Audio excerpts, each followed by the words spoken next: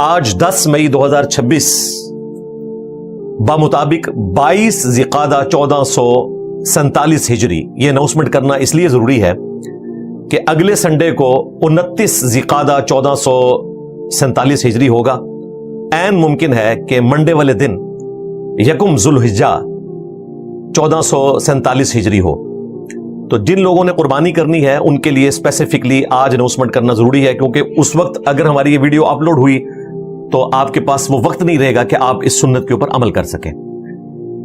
وہ صحیح مسلم میں یہ حدیث موجود ہے کہ آپ صلی اللہ علیہ وآلہ وسلم نے ارشاد فرمایا کہ تم میں سے جو شخص قربانی کا ارادہ رکھتا ہو تو یکم ذوالحجہ کا چاند نظر آتے ہی ٹل قربانی ہونے تک وہ نہ اپنے ناخن کاٹے گا، نہ مونچھیں پست کرے گا، نہ اپنی کھال سے کوئی بال اتارے گا. یعنی غیر ضروری بال بھی صاف نہیں کر سکتے. اگر خدا نہ خواستہ کسی نے شیو کرنی ہے تو وہ شیو بھی نہیں کر سکتا. اور یہ کوئی اوبلیگیٹری نہیں ہے، سنت ہے. یعنی یہ واجبیت کے درجے میں نہیں ہے، لیکن قربانی والوں کے لیے سنت ہے. یکم ذوالحجہ سے لے کر قربانی ہونے تک جب وہ اپنی قربانی کر لے گا تو پھر وہ اپنے بال بھی صاف کر سکتا ہے، ناخن بھی کاٹ سکتا ہے، مونچھیں بھی پس کر سکتا ہے.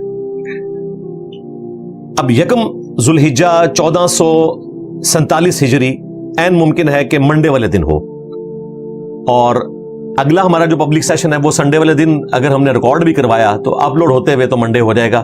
لہٰذا یہ سنت آج کے دن ہی بتانا ضروری ہے. اب وہ لوگ جو کہ قربانی کا ارادہ نہیں رکھتے ان کے لیے بھی اس میں ایک فضیلت چھپی ہوئی ہے.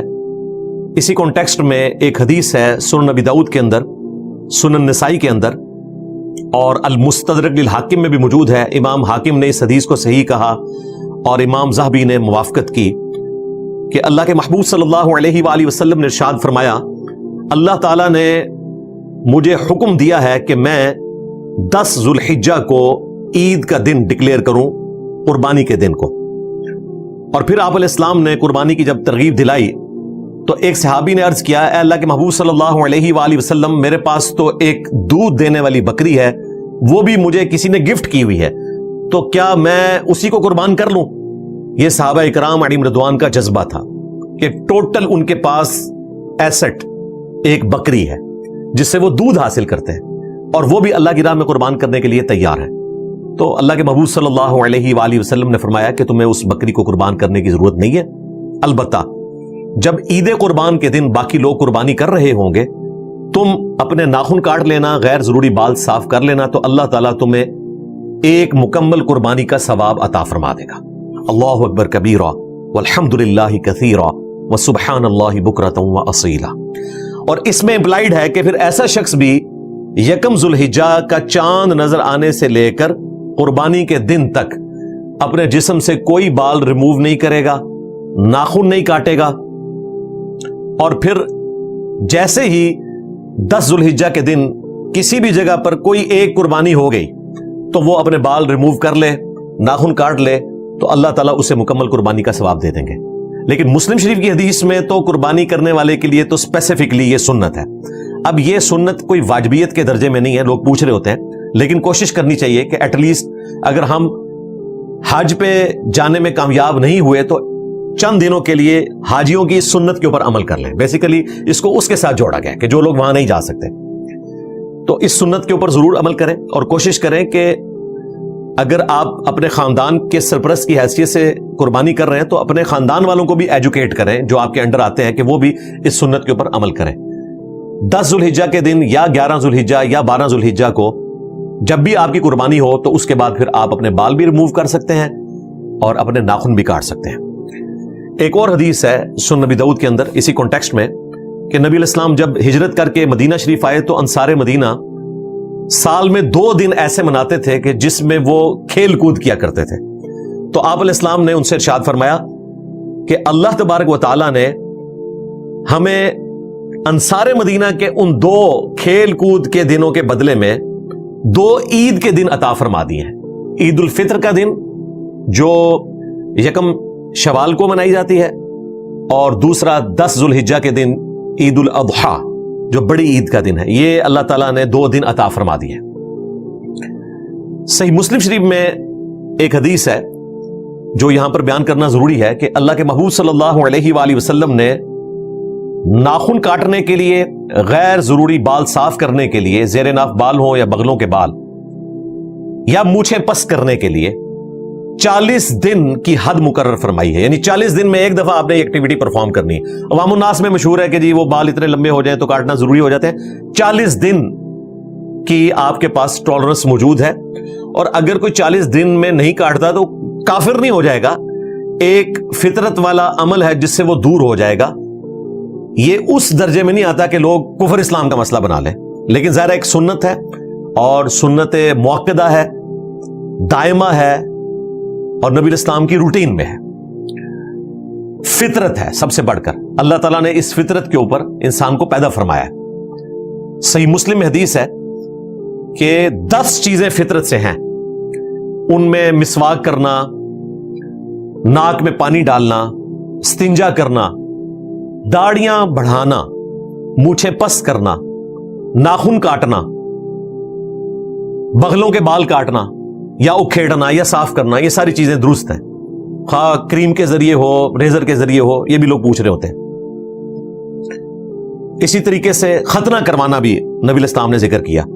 ختنے کے حوالے سے بخاری مسلم میں کئی احادیث موجود ہے کہ یہ فطرت پہ ہے چیز، ختنے کروانا. اب یہ حیران کن بات ہے کہ ختنہ اللہ تبارک و تعالیٰ نے نیچرل انسان کا نہیں کیا ہوا، یہ آپ کو کروانا پڑتا ہے اور اللہ کی تخلیق کو بدلنا پڑتا ہے جو اللہ تعالیٰ نے نیچرل انسان کو پیدا کیا. لیکن یہاں پر یہ والی تخلیق بدلنا ہی فطرت ہے، کیونکہ بخاری مسلم میں حدیث ہے کہ 5 چیزیں فطرت سے ہیں. ان میں پہلے نمبر پہ ختنہ کروانا، ناخن کاٹنا، زیر ناف بال صاف کرنا، بغلوں کے بال صاف کرنا، اور مونچھیں پست کرنا. یہاں پر ختنہ کرنا فطرت ہے، لیکن دوسری طرف دیکھا جائے تو یہ ختنہ نہ ہوا ہونا، اللہ تعالیٰ نے نیچرلی انسان کو ایسا پیدا کیا، لیکن اس کو تبدیل کرنا پرماننٹلی وہ اس لیے ضروری ہے کہ آپ نے صفائی کا اہتمام کرنا ہے. ناخن کاٹنا بھی اس لیے ضروری ہے کہ صفائی کا اہتمام ہوتا ہے. بغلوں کے بال، زیر ناف بال، یہ وہ جگہ ہیں جہاں پر پسینہ جمع ہوتا ہے، اور بال ساد ہوں گے تو بدبو پیدا ہوگی، بیماریاں ہوں گی. یہ صاف کرنے والا جو معاملہ ہے، طہارت والا، اس کو سپورٹی وہ حدیث بھی ہے صحیح مسلم کی کہ صفائی نصف ایمان ہے. یعنی آپ دیکھیں مسلمان اور صفائی لازم و ملزوم ہے، یہ ساتھ ساتھ چلتی ہیں چیزیں. لہٰذا وہ جو قرآن میں حکم آیا وَلَآمُرَنَّهُمْ فَلَيُغَيِّرُنَّ خَلْقَ اللَّهِ، شیطان نے کہا تھا کہ میں مخلوق کو ابھاروں گا کہ وہ تیری بنائی ہوئی تخلیق کو بدلیں گے. تو اس آیت کے کانٹیکسٹ میں داڑیوں کو مونڈنا یہ اللہ کی بنائی ہوئی تخلیق کو بدلنا ہے، کیونکہ مرد کو اللہ نے داڑھی دی ہے، عورت کو نہیں دی. لہٰذا مرد کا داڑھی رکھنا یہ فطرت کے اوپر ہے، اور اس کو بگاڑنا شیطانی عمل ہے.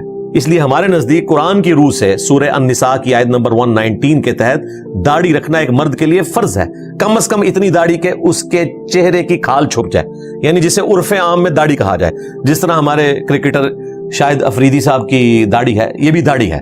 بہتر تو یہ ہے کہ مٹھی ہو، ہم تو مٹھی کے بعد بھی نہیں کاٹتے، لیکن اگر کوئی چھوٹی چھوٹی داڑھی بھی رکھ لیتا ہے تو وہ شیطانی عمل سے دور ہو جاتا ہے. دوسری طرف ختنہ خود سے کروانا، یہاں تو داڑھی بڑھانا سنت ہے نا، وہاں پر ختنہ کروانا سنت ہے، وہ فطرت ہے جو اللہ تعالیٰ نے سورہ الروم میں ارشاد فرمایا فطرت اللہ التی فطر الناس علیہا، اللہ کی فطرت ہے جس پہ اللہ تعالیٰ نے لوگوں کو پیدا کیا. تو یہ اللہ تعالیٰ نے فطرت مقرر کی ہے کہ آپ نے صفائی کا اہتمام کرنا ہے. تو اس سے متعلق جتنی چیزیں تھیں وہ میں نے ضروری سمجھا کہ ساتھ ہی بیان کر دوں تاکہ کسی کو کوئی کنفیوژن باقی نہ رہے. لہٰذا آج تو ہے 10 مئی 2026، تو 17 مئی 2026 سنڈے والے دن عین ممکن ہے کہ ذی قعدہ کا آخری دن ہو، 29، اگر 30 کا مہینہ نہ ہوا تو یکم ذوالحجہ، پھر ظاہر ہے کہ اتوار والے دن مغرب کے ساتھ ہی شروع ہو جائے گی. تو آپ نے اتوار کی مغرب سے پہلے غیر ضروری بال صاف کر لینے ہیں، اپنے ناخن کاٹ لینے ہیں. اور ظاہر ہے کہ اگر سعودیہ میں لوگ تو شاید ایک دن پہلے کرنا پڑے، سعودیہ والے جو ہے وہ ٹارگٹ کر لیں پھر سیٹرڈے والے دن کو. اسی لیے میں نے آج 7 دن پہلے ہی ریکارڈنگ کروا دی ہے تاکہ اس وقت میں ریکارڈنگ کرواؤں تو آپ پھر گلا کریں گے کہ اب تو وقت گزر چکا. ہم اس کو وقتاً فوقتاً اس حوالے سے دیکھتے رہتے ہیں کہ اس ویک میں کوئی ایسا شرعی حکم تو نہیں آ رہا کہ جو بیان کرنا ضروری ہے، اس لیے میں نے اس کو آج الحمدللہ بیان کر دیا.